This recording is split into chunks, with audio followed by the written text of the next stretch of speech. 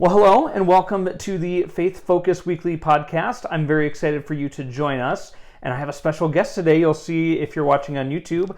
I have Rick with me, and Rick is our Director of Operations here at Faith Covenant Church. So today I just wanted to sit down with Rick and talk about a few specific things, but also I just think this is a really great opportunity for us to get to know Rick. So Rick, tell us a little about yourself. Who are you? Tell us about your family.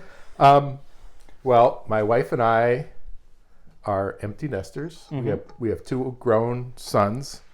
One lives in Chicago with our granddaughter and his wife, and my other one, David, lives here and watches the service online, but does attend in person on occasion, and is working his way back here. Awesome. As he gets through his COVID journey. And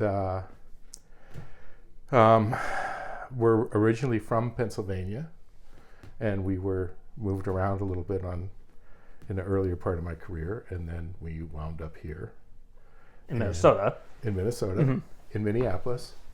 And then we were here for 7 years and decided we wanted our children to know their extended family. So we moved back to Pennsylvania. We were there for 5 years. My family hated it there, even though our families were there. So we ended up coming back out here because this was home to my children. Yeah. Minnesota's a great place. Yeah, it is a great place. Yeah. Where was the weirdest place that you lived? And maybe here. No, not here. The weirdest place we lived was Oklahoma. Yeah. We lived in Oklahoma in the 80s, which was the bottom of the oil bust. Oh, okay. And when we moved in, there were 200,000 homes standing empty. Oh, wow. In Oklahoma City. And the utilities company didn't want a check for your utility bill because they were worried that even if your check was good, the bank might not be there by the time they got it there. We had 32 banks fail. Wow. In the 16 months we were there. Wow. That's crazy. Yeah, it was a really, really crazy place. Yeah. Well, tell us a little bit more about your faith journey and how you ended up at Faith Covenant, but also just kind of your faith journey throughout your life. Well, I was raised in the Lutheran Church and was confirmed there. And from there, just kind of fell away a little bit when I was in college. And then I met my wife, and she was raised in the Roman Catholic Church, and she was an agnostic at that point. And we would talk, and I would say to her, we're really not that far apart. And she would laugh. So all this worked kind of okay until we had our first son. And she looked at me one day and she said, "Do you want your son to be baptized?" And I said, "Yes, I do." And she said, "That's fine, but it's on you." All right. So challenge accepted. Sure. All right. So I went and I found a church. I started attending the church, and I had my son baptized, and we then moved from there to Oklahoma. And we were looking for a Lutheran church in Oklahoma. And there really aren't very many Lutheran churches in Oklahoma, near Oklahoma City anyway. And we managed to find a church plant that was just starting out. We were meeting at a daycare center. Okay. There were 12 families. That sounds very much like the church I grew up in. Like, I was actually baptized in a daycare center while they were waiting to build a building. Yeah. And so there were 12 families. So if you weren't there, you were missed. Yeah, they knew. And we were there for about 16 months. And just as we were leaving, they bought their first piece of land to build their church. So it was kind of interesting. And it had grown to about 25 families by that time. And so then we came here, and we were going to St. James Lutheran in Savage. Okay. When we came here. And we got there because our mailman said, where do you go to church? And I said, well, I go to Lutheran church. And he said, well, I deliver mail to this Lutheran Church in Savage, and they're really nice people, so you should go there and check it out. So we went there and checked it out. We started. So he didn't even go there. He didn't go there. Oh, No, wow. He was a Roman Catholic. So we went and we checked it out. We ended up going there, and that's when Robin started attending church with me. Robin is his wife. Robin is my wife, and with our oldest Rick, because David was just born when we got here. He was a newborn. So we would go there and attend church, and the one day she made a comment to me. She said, our lives go a lot better when we both go to church. And that was her first observation. Yeah. And so we were here for 7 years, and we did that. And then we moved to Pittsburgh, and we went to Lutheran Church in Pittsburgh. And that's when she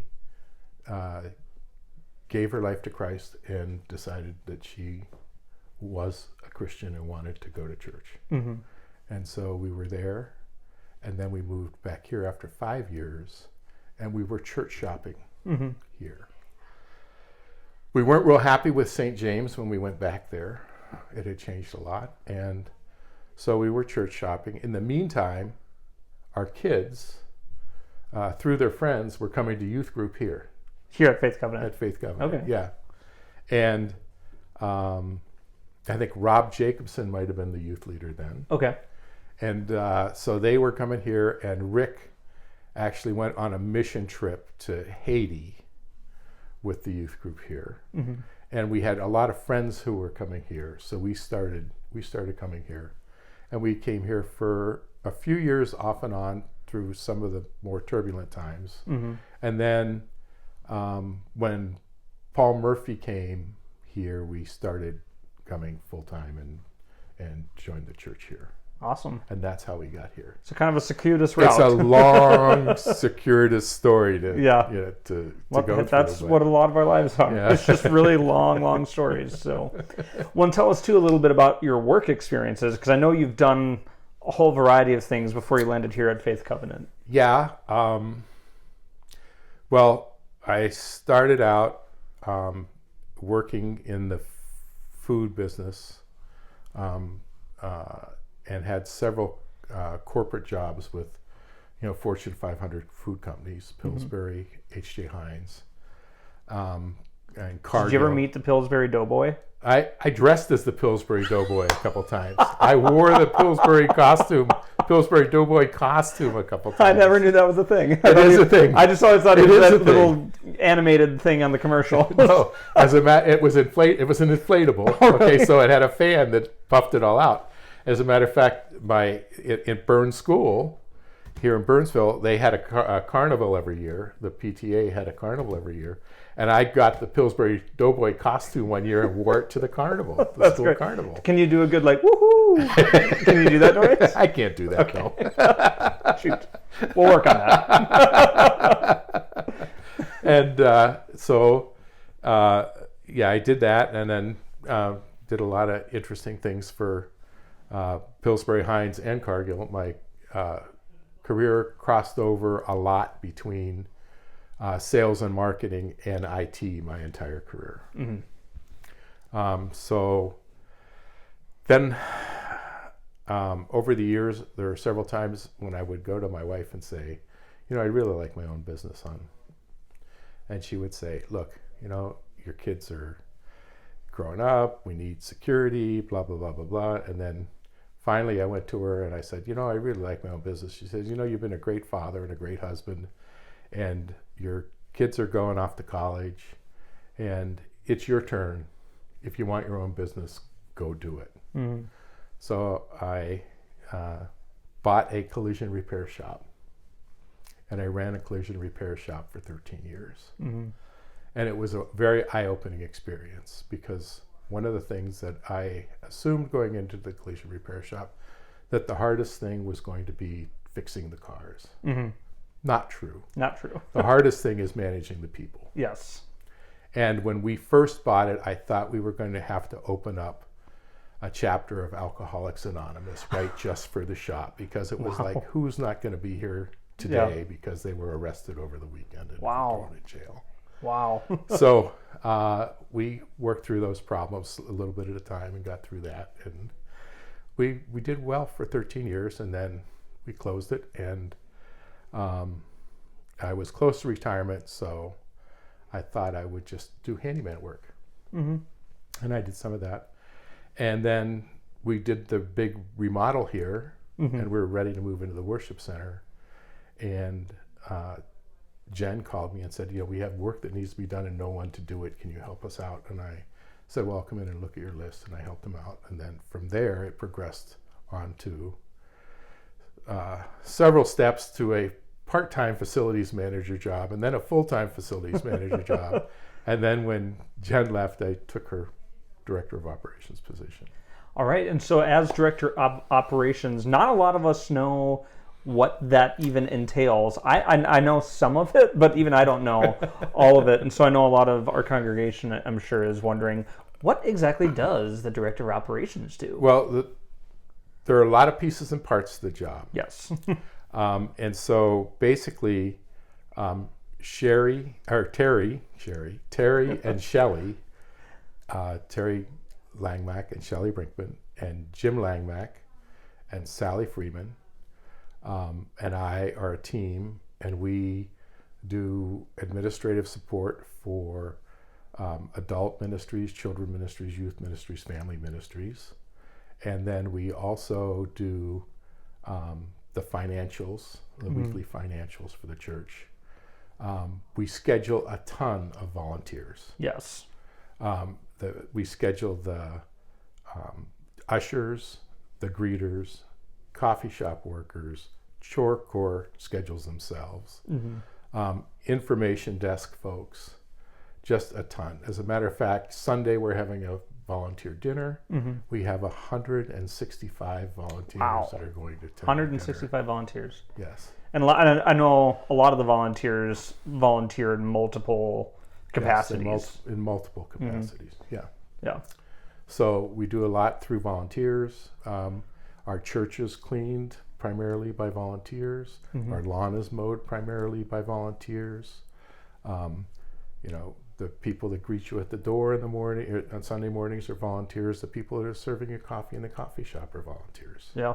And so we run a lot on volunteers, and those are just the volunteers we schedule. Yeah. Because Shar schedules the deacons, who are all volunteers. Yep. Con schedules the worship team or the worship band, which is all volunteers. Yep. And so there's just and Sarah and Shelley schedule the teachers for our Christian education group, which are all volunteers for our kids and our youth and stuff. Yep. Yep. So it takes a lot of volunteers to make this whole thing work. And coming back from COVID, we are in need of a lot of volunteers right now. Absolutely. Yeah.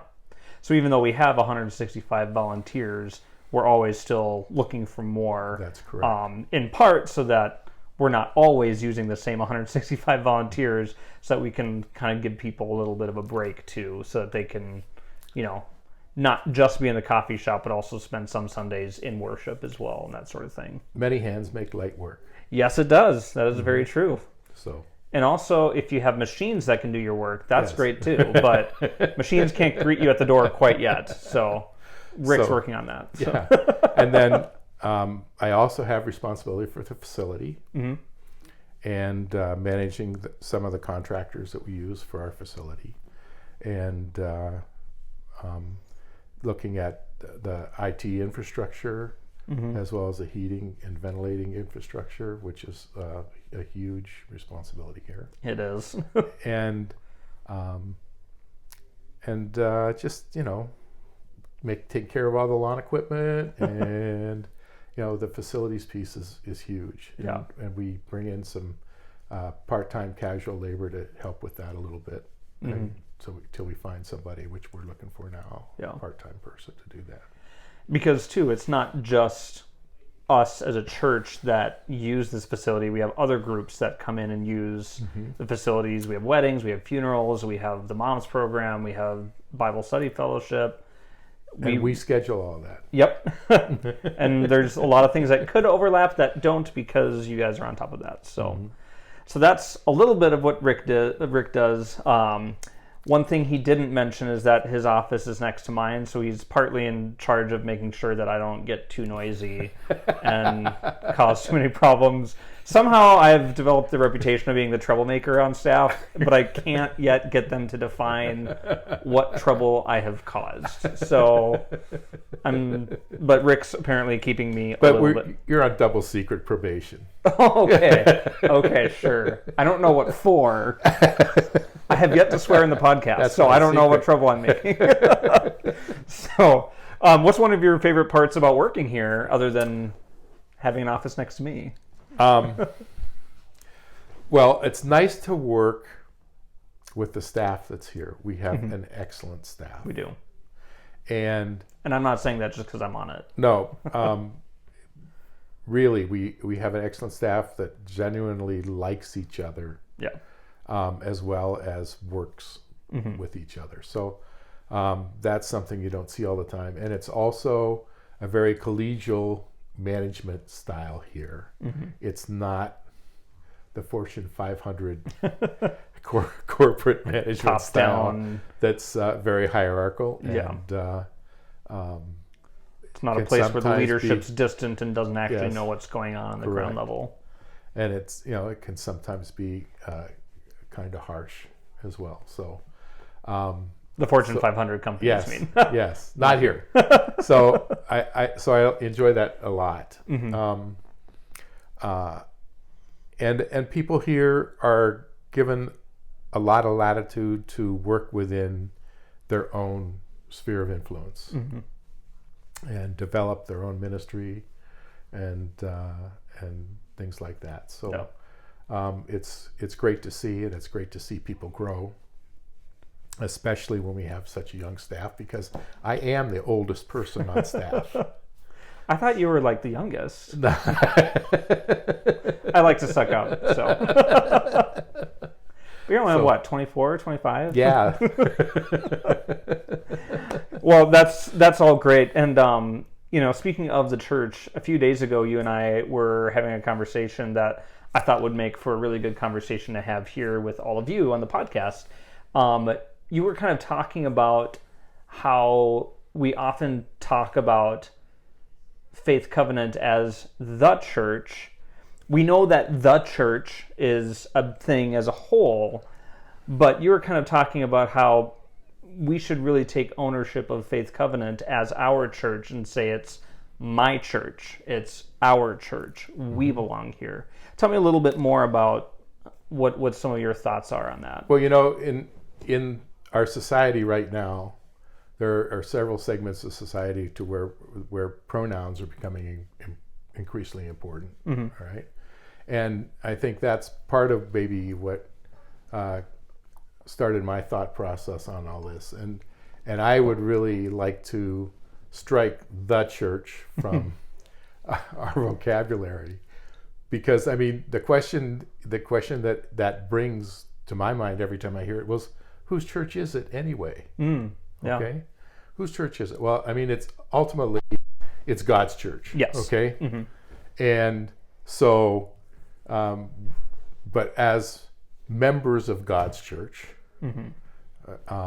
in our little segment of Faith Covenant, we have a responsibility. Yeah. All right, to make disciples and who make disciples and move the kingdom of God forward.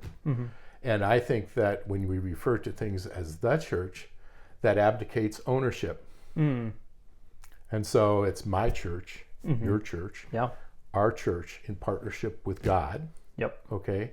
And I think when you use those terms, you start to develop a feeling of ownership for your church. And that, in my mind, changes your thought process a little bit, because if you are an owner, you are tend to be more invested.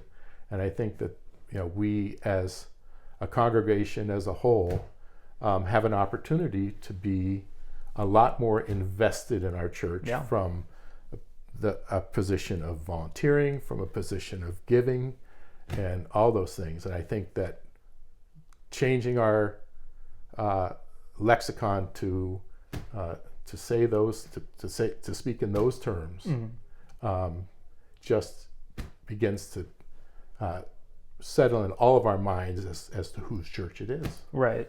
Well, as you were talking, I just kind of started thinking, when we talk about our families, we don't say, "Oh, I'm going to go hang out with the family." The family, right? You might say that, but you'd say, "I'm going to go spend time with my family. My family's going to do this, or my family did that." Right. We need to be using very similar language with the church. You talked about the sense of ownership in the church. What do you mean by ownership? Because ultimately, like you said, it's God's church. So what does it mean for us to have ownership within that? Well, it's God's church, and the church is the people, not the building. Yes. Okay. And so when we say it's our church, it's our group of people who are in concert with God and worshiping God, who are the builders, kind of being the hands and feet of God to build the kingdom. Yeah. And I really like that distinction too. Do you think there's a place for saying the church when referring to the church globally? I would agree that that's still my church on a global sense, but there is also on some level the church as a whole. Where do you think that line lies? If there is a line. Well, there is a global thing there, a global position there, and I think that maybe if you're talking about the entire Christian religion, you could talk about the church. Yeah. All right. But I think as we talk about, I'll call it a segment. Our segment of it, I think that's where, we need to be maybe more invested. Yeah.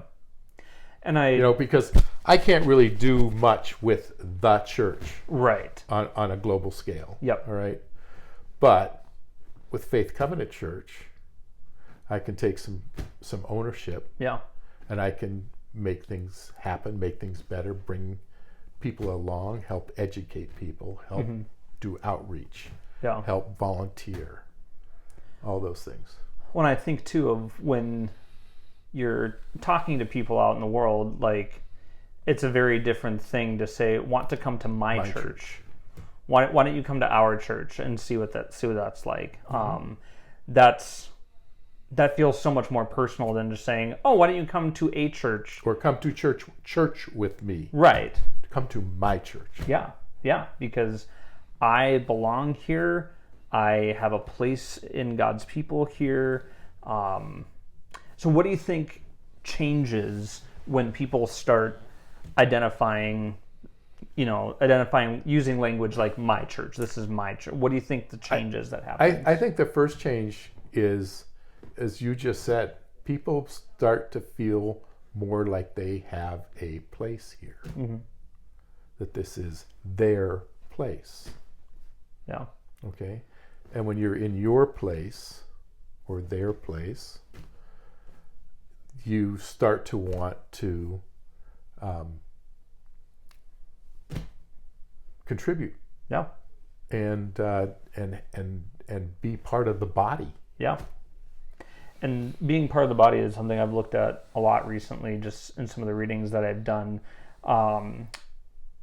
Because there's a lot of scripture that talks about how we all have different gifts and abilities and places in life, and no matter where you are in life, you have something to contribute. And I'm sure that in all of your years and spending time in church, you've contributed in a lot of different ways, just depending on where you were financially, where you were in terms with your kids growing up and that sort of thing, and different abilities to volunteer. Like, now you're an empty nester, and so that changes how much time you have available and that sort of thing. So I just think it's just really interesting to remember that God gives the church a lot of people because a lot of people can do very, very different things. You don't, no one person has to do it all, because when we all say it's my church, well, I don't know how to run the facilities, I don't know how to fix the boiler, but Rick does. And Rick may not know how to set up the podcasting equipment, but I do. And so, I mean, we work together on that, and that's what accomplishes so much. Right. The sum is so much greater than our parts. Absolutely. When we work together with God. Mm-hmm. Let's see. So what do you think changes for the church when we use this kind of language of like, oh, this is my church? How does that change Faith Covenant? I think it changes Faith Covenant a lot. I think that when it's your church, and you feel you have a place, I think it's easier to talk to other people about maybe them having a place here as well. Yeah. I think that helps the church grow. I mean, we talk about the one, okay? The one person. Mm-hmm. Churches grow basically one person at a time. Yep. Okay? And we always talk about the one. And the one's important. Mm-hmm. And so if you are invested in your church and you have ownership of your church, I think that then trips something in your mind that says it's easier for you to look at the one and talk to the one, mm-hmm. maybe person that you can bring to church. And I love that focus on it, because that's a really strong discipleship focus too, because it's a lot about that with others piece. When I'm saying it's my church, it helps me walk with others in the sense that, together you and I can both say my church or our church. Right. This is something that binds us together in friendship and in our work. But it's also something about walking with God, because, it's God's church. Mm-hmm. So if it's my church, it's my God. Mm-hmm. That's a very close relationship too. And it's a place where we can walk with God's word with each other. And so, it's just, I think the more, ever since our conversation last week, I've just been thinking about that more, just that idea of like identifying it as like my church. And I think I've always unconsciously done that at the different churches that I've attended. But I've never realized how much ownership that gives me, because, there was a church that I attended for a little while elsewhere that I didn't get to feel that close to people. I didn't really call it my church. I kind of call it the church I'm going to right now, which is a very cumbersome phrase. But when I came here, that's when I was able to start being like, oh, this is my church. And that's when I started feeling really invested and started giving more of my time and giving more of my finances. And I experienced so much more growth as a result of that. When I really identified this as my place to put roots down, that was a big change for me. So speaking of roots, how many years have you, or when did you start coming to Faith Covenant? Well, the first few times we came, Ross was still pastor. Okay, Ross Foley. Okay. Mm-hmm. How long ago was that? It was a long time ago. Yeah. It's a long time ago. Yeah. But we really started attending a little after that when Paul Murphy was here. So probably 15 years maybe. Okay. Long enough to have seen some things here. Mm-hmm. Yeah. So, well, I'm very grateful that you're here, both, as a member of the congregation, but also as a member of staff. Mm-hmm. And so I hope this has been a really great opportunity for you to hear more of what's on Rick's heart and get to know Rick a little bit better. And I really am glad to be on the staff and working with you. Is there anything else that you just want to share? I'm glad to be on the staff and working with you as well, despite the fact that you're the biggest troublemaker on the staff. But you still need to identify what trouble I'm making. Nobody's given me any specificity on what this is. What's this alleged trouble? Is there anything else that you want to say to the church while you have a platform for a moment? Just, we'd love to see you. We'd love to have you attend. We'd love to interact with you. And I'm speaking for the entire staff at this time. I don't normally let him do that, but he can speak for me on that. And, we hope to see you soon and often. And we hope that you'll take to heart some of the things you heard today and become more invested in your church and invested in your faith, and bless all of you. And when are we going to see you preach? Never. Never say never. Those things happen. Well, yeah, I just want to say thank you all for joining us today. If you ever see Rick, stop and say hi if you've never talked to him. Also ask to see his phone case stickers, because his granddaughter makes him put stickers on his phone, but I think they're really just for him. But thank you so much for watching or listening, and I hope you come join us again. Thank you.